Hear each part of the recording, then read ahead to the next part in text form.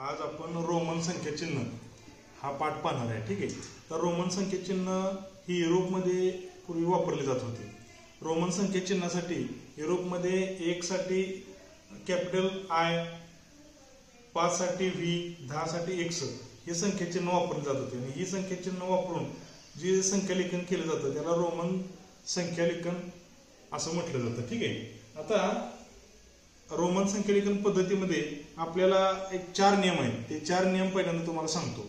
आता इथं बघा, जर आय हे 1 साठी वापरलं जातं. आय आणि एक्स, पहिला नियम काय, आय आणि एक्स हे एका पुढे एक जर लिहिले तर त्यांची बेरीज करून आपल्याला त्या संख्येची किंमत मिळते. ठीक आहे. आता आय आय आय आय असं जर 3 वेळा लिहिलं आपण, समीक्षा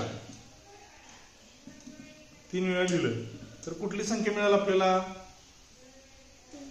3 मिळणार. कारण आपण काय करणार आहे, आयच्या पुढं ही जर एका पुढे एक जर संख्या चिन्ह लिहिली तर आपण त्याची बेरीज करतो. 1 अधिक 1 अधिक 1 अधिक 1 3 वेळा, त्याची उत्तर आलं 3. तसं एक्स सुद्धा, एक्स हे आय आणि आपलं एक्स 14 आहे की नाही. तसं एक्स हे 10 साठी आहे. जर आपण एक्स असं 2 वेळा एका पुढे एक लिहिलं तर श्रावणी त्याचं उत्तर किती येणार? 20 येणार. कारण का, तर आपला नियम काय आहे, एक्स किंवा आय ही जर संख्येची एका पुढे एक लिहिली तर त्याची बेरीज करायची. मग 10 अधिक 10 20 आलं उत्तर. ठीक आहे. आता पुढचं 2 नंबरचा नियम काय आहे? 2 नंबरचा नियम असा आहे की आय आणि एक्स हे आपण एका पुढे एक 3 वेळा लिहू शकतो. किती वेळा? 3 वेळा. मग जर आपण हे बघा, आपल्याला 4 आपण जर 4 लिहायचंय तर 4 साठी आपण आय आय आय आय असं 4 वेळा लिहू शकत नाही. हे आपण संख्या चिन्ह जे आहे आय किंवा एक्स हे एका पुढे किती वेळा लिहू शकतो? 3 वेळा लिहू शकतो. फक्त 3 वेळा लिहू शकतो. आणि जर आपल्याला 4 काढायचं असेल तर त्याच्यासाठी आपल्याला नियम जो आहे तो 4था नियम आपण बघणारच आहे. आणि व्ही जे हे चिन्ह आहे ते एका पुढे एक आपण लिहित नाही. आता तिसरा नियम काय आहे? तिसरा नियम बघा, सुरुवातीला समजा मोठ्या आय आणि व्ही ही संख्या चिन्ह जर मोठ्या संख्या चिन्हाच्या पुढे लिहिली तर त्याची बेरीज केली जाते. की याची किंमत या मोठ्या संख्या चिन्हाच्या किमतीमध्ये मिळवली जाते. मग काय होणार? ह्याची किंमत किती आहे दुर्वा? 105. 110. एक्स किती आहे? 10. आणि त्याच्यामध्ये किती मिळवणार? 1. किती आलं उत्तर? 11. याचे उत्तर म्हणजे आपण काय करतो, मोठ्या संख्या चिन्हाच्या जर पुढं आय किंवा एक्स हे जर चिन्ह लिहिलं तर त्याच्यामध्ये त्याची किंमत मिळवतो, म्हणजे बेरीज करतो आणि मग आपल्याला त्या संख्येची किंमत मिळते. आता 4था नियम, आपण 4 काढावं, आपल्याला 4 लिहायचं होतं. पण 4 लिहित असताना आपण बघितलं की पहिला नियम दुसरा नियम तिथं लागू होत नाही. एका पुढे एक आपण हे आय 4 वेळा लिहू शकत नाही. मग 4था नियम काय आहे? समजा आपण मोठ्या संख्या चिन्हाच्या पुढं मोठ्या संख्या चिन्हाच्या डाव्या बाजूला, तर डावी बाजू म्हणून आपण काय म्हणूया, ही डावी बाजू. जर माग डाव्या बाजूला जर आपण आय हे जर संख्या चिन्ह लिहिलं तर ह्या मोठ्या संख्या चिन्हामधून ह्याची किंमत वजा करावी लागते. मग हे जी 5 आहे, 5 मधून हे 1 वजा केलं, उत्तर किती आलं आपल्याला? 4. अशा पद्धतीने हे 4 नियम आहेत. आता 4 नियमाचा वापर करून आपण आता काय करणार आहे, इथं संख्या चिन्ह लेखन घेणार आहे आपण. इथं रोमन संख्या चिन्ह दिलेले आहेत. चल रुद्र, तू पहिल्या रोमन संख्या चिन्हाची किंमत किती काढ बघू. आता हे बघ, इथं लिहिलंय 2 वेळा आय आहे. काय करणार मग तू? इथं नियम कोणता लागतोय? पहिला नियम आहे, जर आय किंवा एक्स हे एका पुढे एक लिहिलं तर त्यांच्या आपण तेवढ्या वेळा बेरीज करतो. लिहा मग आता इथं करा बेरीज. आय म्हणजे 1 अधिक, बरोबर किती आलं उत्तर? लिहा इथं लिहा आंतरराष्ट्रीय संख्या चिन्हात. छान, व्हेरी गुड, बसा खाली. आता श्रावणी चला इथं बघा, एक्स आपण सांगितलं की आय किंवा एक्स एका पुढे एक आपण 3 वेळाच लिहू शकतो की नाही. आणि 3 वेळा एका पुढे एक लिहिलं तर आपण काय करतो, त्याची बेरीज करतो. करा मग उत्तर काढा. एक्स म्हणजे 10 आहे की नाही. 10 बघा छान लिहिते ती शब्बा. अगं 3 वेळा एक्स आहे ना. हा मग हे थांबा डस्टबिन पुसून देतो तुला.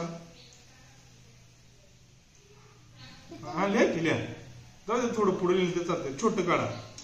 छोटं काढा म्हणजे पुरतील. हा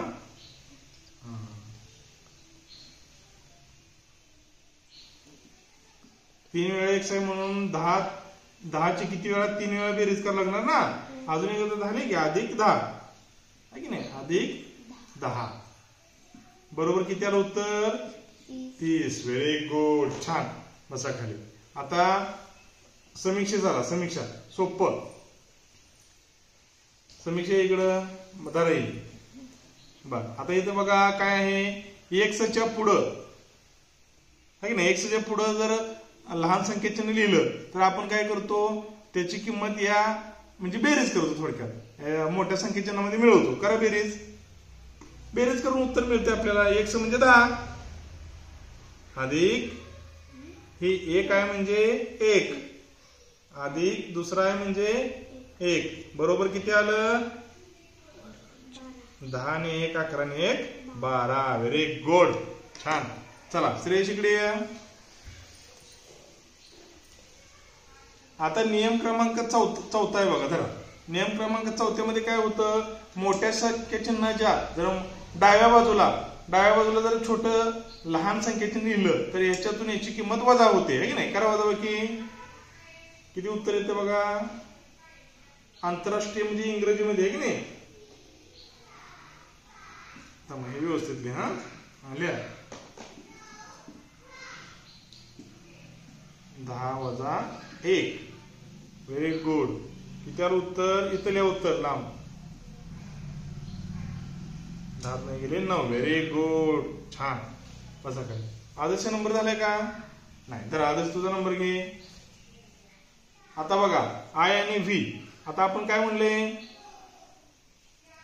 मोठ्या संख्या चिन्हाच्या जर डाव्या बाजूला लहान संख्या चिन्ह असलं तर मोठ्या संख्या चिन्हाच्या किमतीतून लहान संख्या चिन्हाची किंमत वजा करायची. करा मग. मोठ्या संख्या चिन्हाची किंमत 5 आहे त्याच्यातनं ह्याची किंमत वजा करायची.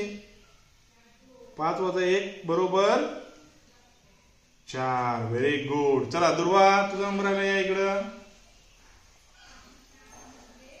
आता इकडे बघा मोठ्या संख्या चिन्हाच्या उजव्या बाजूला म्हणजे पुढं लहान संख्या चिन्ह दिलंय. मग त्यासाठी काय करायचं ह्याची किमतीमध्ये ही किंमत ह्याची मिळवायची. ह्याची किंमत किती आहे 10. ह्याची किंमत किती आहे आय एक्स म्हणजे किती आहे. आय एक्स म्हणजे मिळून किती होतंय अगदी बरोबर आहे. करा बेरीज मग.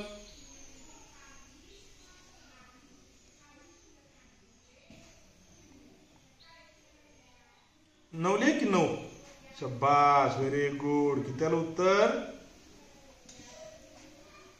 19. छान. अशा पद्धतीने आपण 1 ते 20 पर्यंत संख्याचिन्ह शिकलो तर आपल्याला 1 ते 100 पर्यंत संख्याचिन्ह लिहायला येतात.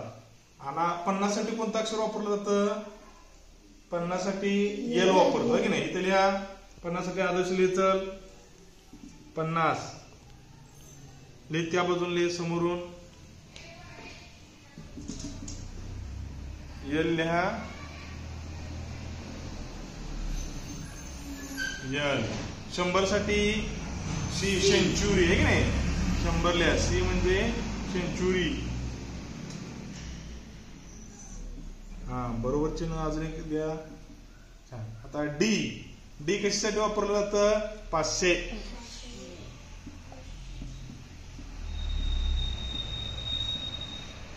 आणि 1000 साठी कुठलं वापरलं जातं यम. Very good.